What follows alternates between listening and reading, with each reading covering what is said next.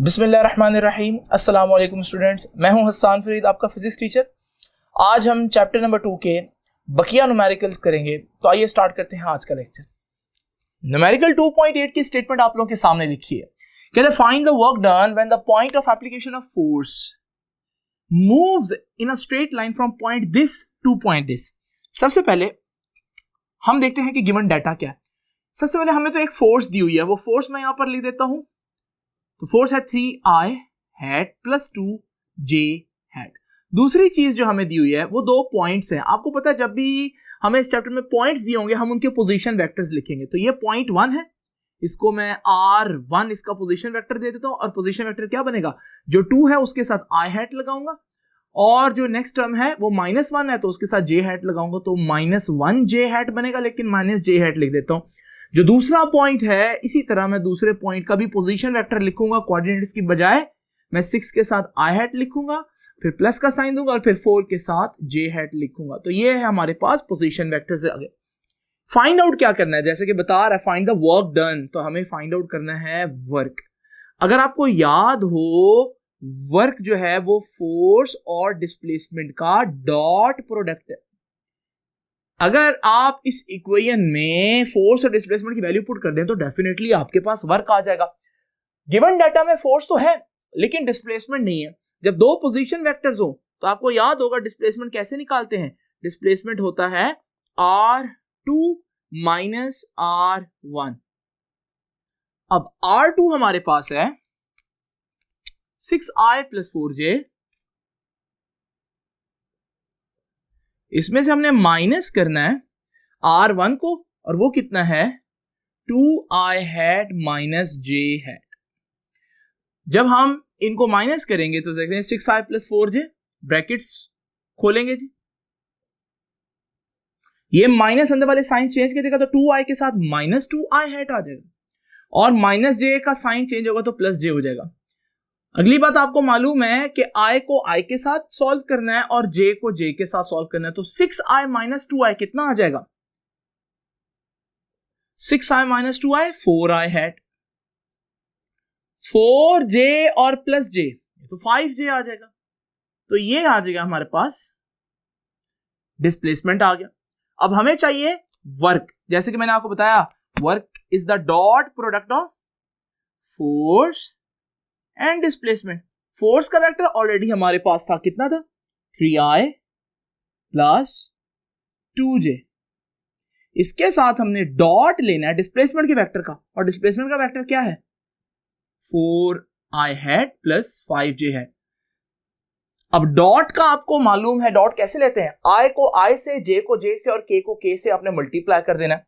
तो जरा देखिए जी, 3 को 4 से मल्टीप्लाई करेंगे तो 3 4 12, i भी i से मल्टीप्लाई कर, लेकिन i डॉट i 1 होता है, हम लोगों ने पढ़ा था।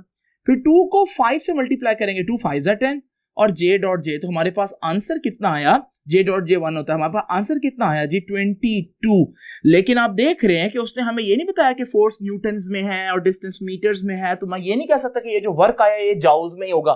तो मैं लिखूंगा कि वर्क 22 तो है बट आई डोंट नो कि इसका यूनिट क्या है, तो मैं लिखूंगा वर्क इज 22 यूनिट्स। आइए जरा देखते हैं next numerical.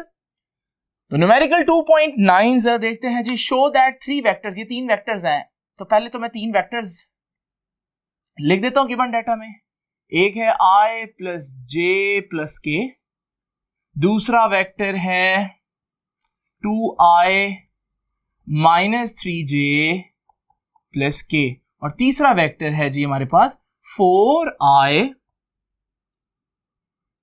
Plus j minus 5k। Proof क्या करना है, दे आर म्यूचुअली परपेंडिकुलर। तो फाइंड आउट क्या करना है कि परपेंडिकुलर है। अब हमारे पास क्या क्राइटेरिया है वेक्टर्स की परपेंडिकुलर होने को जज करने के लिए, तो हमारे पास क्राइटेरिया ये है कि अगर दो वेक्टर्स का डॉट 0 आ जाए, डॉट प्रोडक्ट 0 आ जाए, तो इसका मतलब आपस में परपेंडिकुलर होते हैं। तो आइए जरा देखते हैं। फाइंड में फिर मैं क्या लिखूंगा कि मुझे इन तीनों को परपेंडिकुलर प्रूफ करना है, यानी कि मुझे a डॉट b 0 प्रूफ करना है, b डॉट c भी 0 प्रूफ करना है और c डॉट a भी 0 प्रूफ करना है। अगर मैंने ये तीनों बातें प्रूफ कर दी तो इसका मतलब है कि तीनों वेक्टर्स एक दूसरे के परपेंडिकुलर है। तो आए सबसे पहले a और b का डॉट लेते हैं। जैसे कि आपको मालूम है डॉट लेना बहुत सिंपल है,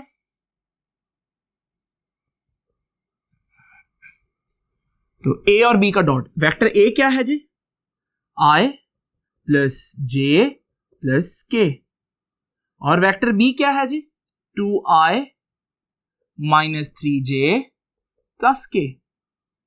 अब इनका डॉट लेते हैं, डॉट में i को i से, j को j से और k को k से मल्टीप्लाई करना है। सो i यहां 1 है, यहां 2 है, 1 2 से 2, फिर प्लस माइनस माइनस, और 1 3 जा 3, देन प्लस और इंटू प्लस प्लस, और यहां भी 1 है k के साथ, यहां भी 1 है k के साथ, तो 1 इंटू 1 1 आ जाएगा। आप देख रहे हैं इनका आंसर कट के 0 आ जाएगा। इसका मतलब ये तो कंफर्म हो गया कि a और b एक दूसरे के परपेंडिकुलर हैं। Now let's talk about b and c। उसके लिए भी हम सेम चेक अप्लाई करेंगे और b और c का डॉट लेंगे। b क्या है जी हमारे पास, 2i माइनस 3j प्लस के, और c वेक्टर क्या है जी, 4i head plus j minus 5k head. अब जरा i को i से मल्टीप्लाई कर दीजिए, 2 4 जा 8, माइनस 3 को 1 से मल्टीप्लाई करेंगे तो माइनस 3 आएगा। यहां k के साथ 1 है, यहां k के साथ माइनस 5 है, तो 1 इंटू माइनस 5 भी माइनस 5 होता है, ये आ जाएगा 8, और ये माइनस 3 और माइनस 5 मिलकर माइनस 8 हो जाएगा, और 8 माइनस 8 0। तो जी यहां से ये भी पता चल गया कि b और c भी आपस में परपेंडिकुलर है, तो a b के परपेंडिकुलर प्रूव हो गया, b c के परपेंडिकुलर हो गया। रह गई ये बात कि c और a आपस में परपेंडिकुलर है या नहीं। उसके लिए हम c और a का डॉट ले लेंगे। a और c का डॉट ले लें या c और a का ले लें, इट डजंट मैटर, क्योंकि हमें मालूम है डॉट प्रोडक्ट तो कॉम्यूटेटिव होता है, तो इससे कोई फर्क नहीं पड़ेगा। तो हमारे पास डॉट लेते हैं जी, a vector i plus j plus k। अब जरा देखते हैं, i को i से मल्टीप्लाई करेंगे तो 4 1 जा 4, देन यहां भी 1 है j के साथ, यहां भी 1 है, तो 1 1 जा 1, देन वी हैव माइनस 5, और यहां k के साथ 1 है, तो माइनस 5 को k के साथ मल्टीप्लाई करें तो माइनस 5 आएगा। 4 प्लस 1 5, और 5 माइनस 5 0। और यहां से हमने बड़ी आसानी से प्रूव कर दिया कि रिजल्ट क्या हुआ, कि hence vector a, vector b and vector c are perpendicular to each other. तो डॉट प्रोडक्ट इस लिहाज से बड़ा जबरदस्त है, क्योंकि जब भी आपने चेक करना हो, प्रूफ करना हो कि दो वेक्टर्स आपस में परपेंडिकुलर हैं या नहीं, तो डॉट प्रोडक्ट से बेहतर कोई चीज नहीं है। आइए जरा देखते हैं नेक्स्ट न्यूमेरिकल 2.10। गिवन डाटा आप देख रहे हैं जी, एक वेक्टर दिया हुआ है a, दूसरी, और उसके बाद एक और वेक्टर b दिया हुआ है। तो सबसे पहले तो मैं इनको गिवन डाटा में लिख लेता हूं एज इट इज। अब एक बात नोट करें, 3i के बाद माइनस 4k है, लेकिन मैं कंफ्यूजन से बचने के लिए, क्योंकि j है ही नहीं, तो मेरे से गलती ना हो जाए, मैं क्यों ना 0j लिख लूं। देखा आप लोगों ने, तो यहां दरमियान में j मिसिंग है, तो मैं 0j लिख लेता हूं और फिर माइनस 4k लिखूंगा।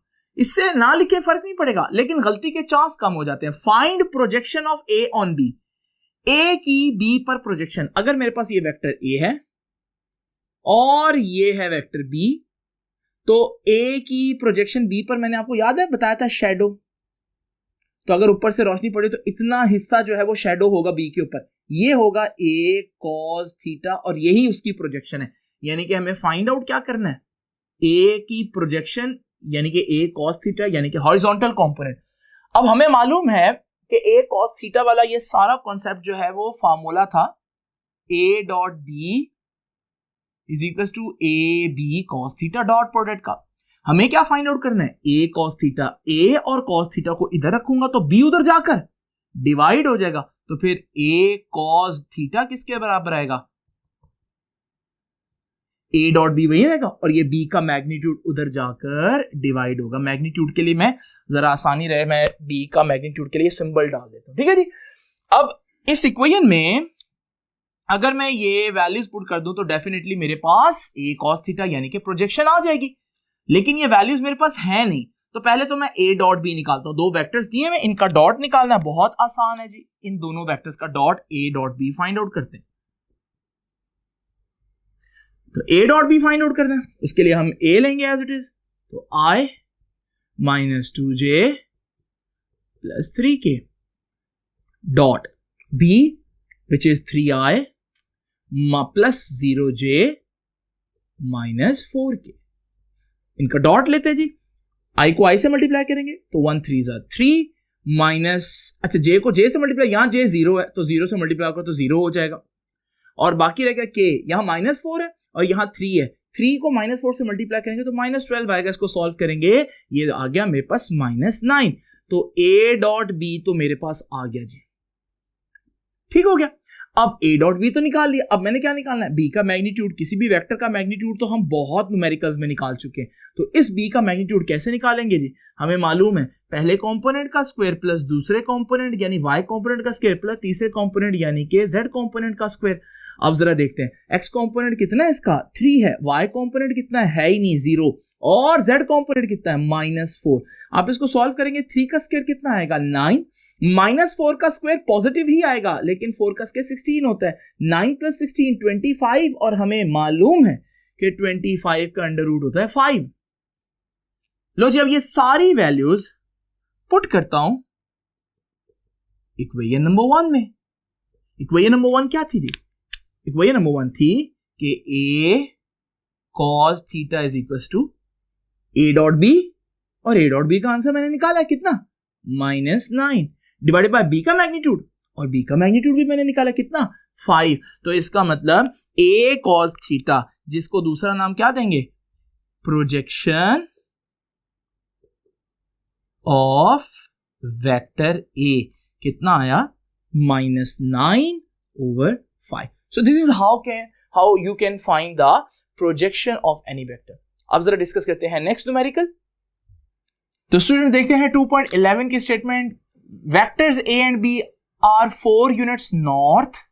ये देखिए जी, यहाँ नॉर्थ साउथ का जिक्र आ रहा है, आप लोग मैप्स को थोड़ा बहुत अंडरस्टैंड करते हैं, ये नॉर्थ है, ये साउथ है, ये ईस्ट है और ये वेस्ट है। तो वेक्टर a जो है वो कहाँ है, 4 यूनिट्स नॉर्थ में है, ठीक है, वेक्टर a है 4 यूनिट्स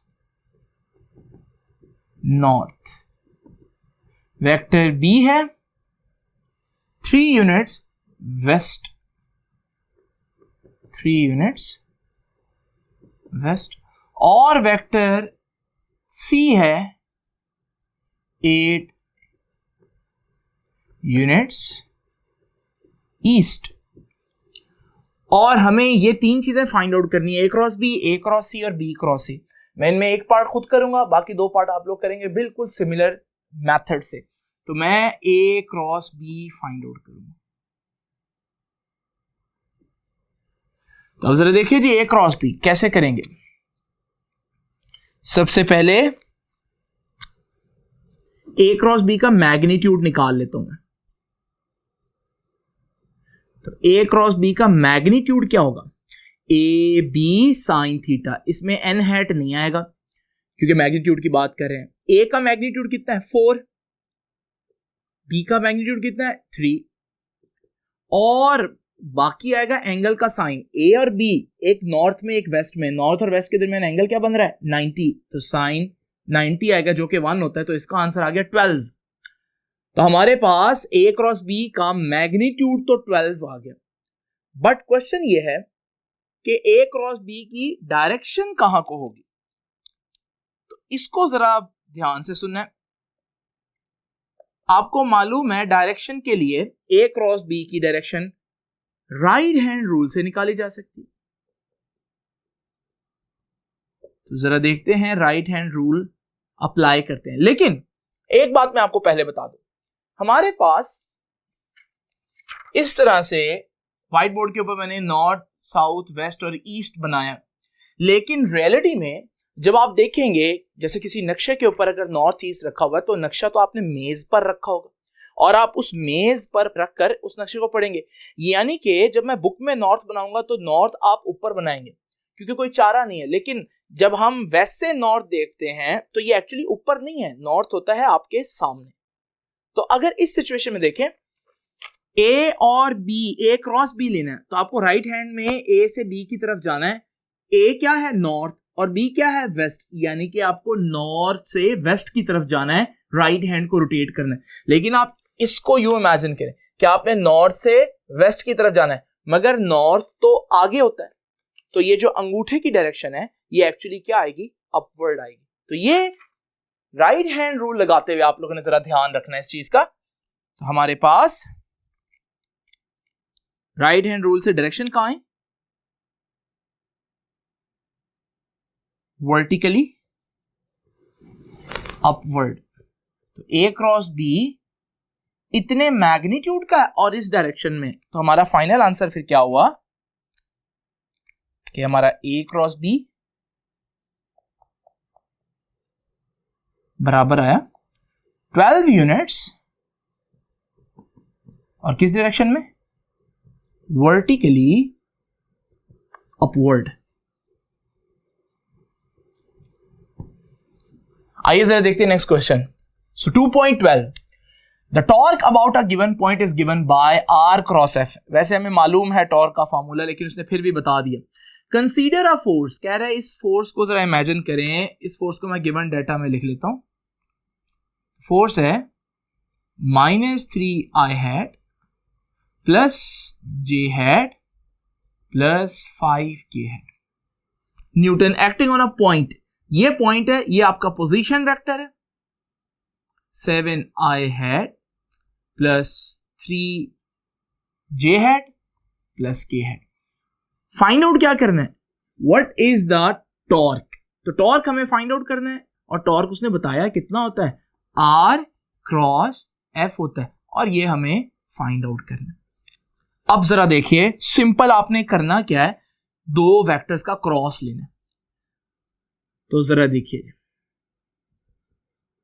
R और F का क्रॉस। एक बात याद रखिएगा, क्रॉस प्रोडक्ट कॉम्यूटेटिव नहीं होता। तो आप क्रॉस प्रोडक्ट में अगर जगह चेंज कर दें, एक वेक्टर को पहले लिख दें को बाद में लिखते हैं, तो ये मिस्टेक होगी। तो इसको आप लोगों ने यहां पर नहीं करना। डॉट में ऐसा चल जाता है, A डॉट B और B डॉट A एक ही बात है, लेकिन R क्रॉस F और F क्रॉस R एक चीज नहीं है। तो आपने पहले R लिखना है। अब मैंने आपको बताया था डिटर्मिनेंट मेथड, वैसे इसको और तरह से भी सॉल्व किया जा सकता है, लेकिन डिटर्मिनेंट मेथड जो है उसमें हम लोगों ने क्या किया था कि आपने ऊपर I J और K लिख देना। जो पहला वेक्टर है यहां पर, उसके I J और K के कंपोनेंट्स आपने लिखने पहले। तो R का I 7 है, J 3 है, तो J के नीचे 3, और K के साथ 1 है, तो आपने K के साथ 1 लिख देना। और फोर्स का दूसरा वेक्टर यहां पर है, तो फोर्स का आपने सारे कंपोनेंट्स नीचे लिखने। तो फोर्स कितना है जी, I के साथ -3 है, J के साथ कुछ भी नहीं यानी कि 1 है, और K के साथ 5 है। अब आप सिंपल इस डिटर्मिनेंट मेथड से इसको सॉल्व कर लें, और तो यही आपके पास आंसर आ जाएगा। तो जरा इसको सॉल्व करते हैं। इसको सॉल्व करने का तरीका मैंने आपको बताया था कि आपने सबसे पहले इसको सिलेक्ट करना है, और जब इसको सिलेक्ट करना है तो आपने इसकी रो और इसके कॉलम को भूल जाना है, यानी कि ये चीज भूल जाए हम। बाकी आपके पास ये रह गया 2x2 का मैट्रिक्स। आप इसको सॉल्व कर लें तो 3 5 15 हो जाएगा, माइनस इसको इससे मल्टीप्लाई करें 1 1 1। उसके बाद आपने नेगेटिव साइन चूज करना है, और फिर आपने सिलेक्ट कर लेना है नेक्स्ट J हैट को। तो अब आपने J हैट सिलेक्ट कर लिया, तो आपने J हैट को एज इट इज लिख देना। अब J हैट को सिलेक्ट करने के बाद आपने J हैट की रो और J हैट का कॉलम आपने भुला देना। बाकी आपके पास ये 4 वैल्यूज रह गई, इनका क्रॉस करें जी। 7 5 35, और फिर फॉर्मूले का नेगेटिव, और 1 को -3 से मल्टीप्लाई करेंगे तो -3। अब जब मैं इधर लिखूंगा -3 तो माइनस माइनस प्लस हो जाएगा, तो मैं इसको इसी स्टेप में प्लस कर देता हूं, तो ये आ जाएगा 35 + 3। फिर हम सिलेक्ट करेंगे लास्ट K हैट को, और जब K हैट को सिलेक्ट करेंगे तो K हैट की रो और K हैट का कॉलम, यानी कि ये रो और ये कॉलम तो गया। अब ये 4 चीजें रहेगी मेरे पास, तो इनको मल्टीप्लाई करें। तो सबसे पहले तो K हैट सिलेक्ट किया, अब ये आ जाएगा 7 1 7, फिर फॉर्मूले का नेगेटिव, और 3 3 से 9 -9, और वो माइनस माइनस जब मैं इधर लिखूंगा तो वो क्या हो जाएगा जी, माइनस माइनस प्लस हो जाएगा। तो मैं इसी स्टेप में इसको +9 कर देता हूं, तो ये आ जाएगा हमारे पास 15 - 1 14 I had, then 35 + 3 38 J had, and then 7 + 9 16 K had, और फोर्स थी न्यूटन्स में, डिस्टेंस था मीटर्स में। तो फिर हमारे पास इसका यूनिट, क्योंकि दोनों का क्रॉस लिए, हमारे पास इसका यूनिट आएगा न्यूटन मीटर्स। तो ये है हमारे पास न्यूमेरिकल 2.12। आइए अब जरा देखते हैं 2.13। तो सबसे पहले वो कहता है कि line of action of forces, force दी हुई है I - 2J। मैं इसको I - 2J तो लिखूंगा, लेकिन साथ K नहीं है, लेकिन मैं लिख देता हूं 0K ताकि कंफ्यूजन ना हो। Passes through the point whose position vector, ये पोजीशन वेक्टर दिया हुआ है जी, तो पोजीशन वेक्टर भी लिख देता हूं, कितना है -J + K। अगेन I 0 है तो मैं उसको मेंशन करूंगा ताकि कोई कंफ्यूजन ना हो। फाइंड आउट क्या करना है, दो पार्ट है, एक मैं करूंगा दूसरा आप करेंगे, दोनों में टॉर्क फाइंड आउट करना है। मोमेंट ऑफ फोर्स, याद है मोमेंट ऑफ फोर्स टॉर्क का दूसरा नाम है, तो हम लोगों को फाइंड आउट करना है टॉर्क, और वो हमें मालूम है कि किसके बराबर होता है, वो R और F का क्रॉस प्रोडक्ट होता है। और क्रॉस प्रोडक्ट मैंने अभी आपको पिछले एग्जांपल में भी, पिछले न्यूमेरिकल में भी करवाया भी, जरा देखिए जी। तो torque is equal to R cross F। So again R पहले है, ऊपर लिखेंगे I, then J, then K। फिर पहला R वेक्टर है तो उसके कंपोनेंट्स लिखेंगे, I तो 0 है, देन J के साथ -1 है, और K के साथ 1 है। और फिर हम F के साथ F के कंपोनेंट्स लिखेंगे, और F के कंपोनेंट्स क्या हैं, I के साथ कुछ भी नहीं यानी कि 1 है, J के साथ -2 है, और K के साथ 0 है। आइए जरा इसको सॉल्व करें। सबसे पहले तो हमारे पास हम I हैट को सिलेक्ट करते हैं। जब मैंने इसको सिलेक्ट किया तो इसकी रो और इसका कॉलम भूल जाएंगे, और बाकी हमारे पास ये चार चीजें रह जाएंगी। इनको मल्टीप्लाई करें, -1 0 से मल्टीप्लाई होगा तो वो तो वैसे ही 0 हो जाएगा। फिर फार्मूले का नेगेटिव आएगा, और 1 - 2 आएगा, और जब मैं इधर -2 पुट करूंगा तो वो माइनस माइनस प्लस हो जाएगा। मैं इसी स्टेप में उसको प्लस कर देता हूं, तो ये आ गया I हैट के साथ। उसके बाद मैं J हैट जब सिलेक्ट करूंगा तो मैं नेगेटिव साइन लेकर आऊंगा, तो नेगेटिव साइन के साथ J हैट सिलेक्ट किया। अब J को हम लोगों ने भूल जाना है, J की रो को और J के कॉलम को। तो हमारे पास 1 2 3 4 चीजें रह जाएंगी। 0 को 0 से मल्टीप्लाई करेंगे तो 0 ही आएगा, फिर फार्मूले का नेगेटिव, और 1 को 1 से मल्टीप्लाई करेंगे तो 1 आ जाएगा। और फिर हमने सिलेक्ट करना है K को। जब K को सिलेक्ट करेंगे, K की रो और K का कॉलम भूल जाएंगे, ये चार चीजें रह जाएंगी। 0 को मल्टीप्लाई करेंगे -2 से, वो 0 हो जाएगा। और फिर हमारे पास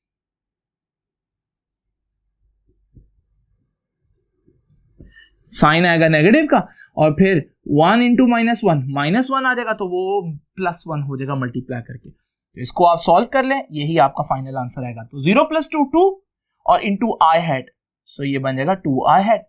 देन -1 को -J से मल्टीप्लाई करूंगा तो +J हैट आ जाएगा, और देन K 1 से मल्टीप्लाई होगा तो K हैट रहेगा, और यही हमारा टॉर्क होगा। जबकि इसका दूसरा पार्ट जो है वो आप लोग खुद करेंगे। तो आइए स्टार्ट करते हैं नेक्स्ट न्यूमेरिकल। तो स्टूडेंट्स देखते हैं जरा स्टेटमेंट 2.14 न्यूमेरिकल की। Magnitude of dot and cross product are this and this. तो डॉट प्रोडक्ट का मैग्नीट्यूड 6√3 है, और क्रॉस प्रोडक्ट का मैग्नीट्यूड, क्योंकि क्रॉस प्रोडक्ट का आंसर वेक्टर आता है इसलिए मैं मैग्नीट्यूड का निशान डालूंगा, सिंबल डालूंगा, तो हमारे पास ये इसका आंसर हो गया 6। फाइंड क्या करना है, find the angle between them. तो थीटा, उन दोनों के दरमियान एंगल। अच्छा, ये बड़ा सिंपल है जी, हमें मालूम है A.B किसके बराबर है, AB cos थीटा, और A क्रॉस B किसके बराबर है, उसका मैग्नीट्यूड किसके बराबर है, AB sin थीटा। इसे मैं इक्वेशन 1 कह देता हूं और इसे मैं इक्वेशन 2 कह देता हूं, और मैं यहां कहूंगा डिवाइडिंग इक्वेशन 1/2। तो मैं इक्वेशन 1 से इक्वेशन 2 को डिवाइड कर रहा हूं, तो जरा देखें लेफ्ट हैंड साइड से डिवाइड होगी, तो a dot b divided by यही a क्रॉस b आ जाएगा। राइट हैंड साइड से डिवाइड होगी, तो A B cos theta divide by A B sine theta. अब जरा तवज्जो कीजिए, सबसे पहले तो ए बी से कैंसिल हो गया। ए डॉट बी का आंसर कितना है वो उसने बताया 6√3 divide by A cross B कितना है वो 6 है। यहां क्या बच गया, यहां आ गया cos theta over sine theta. जरा इसको थोड़ा सा सिंप्लीफाई करते हैं, ये तो कट गया। अब हमारे पास इधर है √3, यहां cos theta over sine theta. Cos theta over sine theta का अगर मैं रिवर्स कर दूं तो ये बन जाएगा sine theta over cos theta. तो फिर यहां पर भी हमें इसको उल्टाना पड़ेगा, न्यूमरेटर डिनोमिनेटर और डिनोमिनेटर न्यूमरेटर बनेगा, तो √3 नीचे आ जाएगा, तो ये बन जाएगा 1 over √3। Now what is sine theta over cos theta, tan theta. तो हमारे पास tan थीटा किसके बराबर आया 1 ओवर √3। यहां से हम थीटा बड़ी आसानी से निकाल सकते हैं, tan उधर जाकर इनवर्स होगा 1 ओवर √3 का, और जब इसका फाइनल आंसर निकालेंगे तो ये आ जाएगा जी 30 डिग्रीज। तो बड़ी ही आसानी से आप दोनों वेक्टर्स के दरमियान एंगल फाइंड आउट कर सकते हैं। आइए जरा देखते हैं आज का last numerical 2.15। A load of 10 newton, weight दिया हुआ है 10 newton, is suspended from a cloth line, एक रस्सी से लटका दिया गया है वेट, और दिस डिस्टॉर्ट्स द लाइन, और रस्सी जो है उसकी शेप चेंज हो गया है, that it makes an angle of 15 degree from horizontal as each end. दोनों तरफ वो 15 डिग्री जो है वो एंगल बना रही है। What is the tension in the cloth line, तो एंगल उसने दे दिया 15 डिग्री, और वो कहता है कि फाइंड क्या करना है, टेंशन। स्ट्रिंग में टेंशन कितनी, यानी कि T। इस वक्त ये बॉडी जो है इक्विलिब्रियम में तो है, तो हम कहेंगे कि इन इक्विलिब्रियम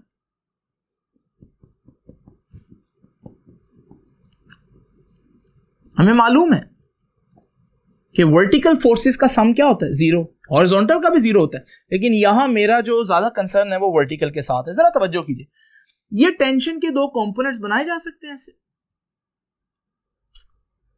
ये टेंशन है अगर, तो ये टेंशन, ये एंगल थीटा 15, तो ये भी 15 होगा। देख रहे हैं आप लोग, ये एंगल बराबर होते हैं। तो अगर ये हमारे पास T है तो ये कंपोनेंट होगा T cos थीटा,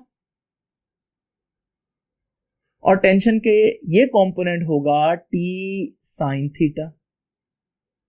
इसी तरह ये जो टेंशन है इसके भी दो कंपोनेंट्स बनाए जा सकते हैं, वर्टिकल कंपोनेंट्स, रेक्टेंगुलर कंपोनेंट्स। ये अब हमारे पास ये T है तो ये T का T cos थीटा होगा, और ये जो अपवर्ड है ये T sin थीटा होगा। अब नोट करने वाली बात यह है कि T cos थीटा इधर को है, ये T cos थीटा इधर को है, ये तो सीधा सीधा कैंसिल कर रहे हैं। लेकिन वर्टिकल में फोर्सेस आपको पता है, अपवर्ड फोर्सेस को हम पॉजिटिव लेते हैं, एक upward forces T sin theta, दूसरी upward force T sin theta. तो वर्टिकल फोर्स में एक T sin थीटा आ गया, दूसरा भी T sin थीटा आ गया, और y एक्सिस में एक और फोर्स है जो डाउनवर्ड है और वो उसका वेट है, उसको हम नेगेटिव लेंगे क्योंकि डाउनवर्ड फोर्स को नेगेटिव लेते हैं, और हमें पता है कि सारी फोर्सेस का जो सम है वो 0 आ रहा है। तो अब हम T sin theta plus T sin theta, ये तो हो जाएगा 2T sin थीटा, और ये माइनस W उधर जाकर क्या हो जाएगा प्लस W। यहां से हमें फाइंड आउट क्या करना है, टेंशन। तो T किसके बराबर आएगा W ओवर 2, और साइन थीटा भी उधर जाकर डिवाइड हो जाएगा। अब आपने W की जगह वैल्यू पुट कर दी ने, और वो हमें पता है कि 10 न्यूटन ओवर 2, और साथ हमारे पास साइन का एंगल पुट करेंगे और साइन 15 आ जाएगा। ये सारी वैल्यूज पुट करेंगे हम, और ये सारी वैल्यूज पुट करके हमारे पास जो आंसर आ जाएगा वो आ जाएगा 19.2 न्यूटन। तो इस तरह से हम ये न्यूमेरिकल भी कर लेंगे। तो आज का आर्टिकल यहाँ तक के लिए था। ठीक है, आपसे मुलाकात होगी इंशाल्लाह चैप्टर नंबर 3 के पहले आर्टिकल में। तो तब तक के लिए अल्लाह हाफिज।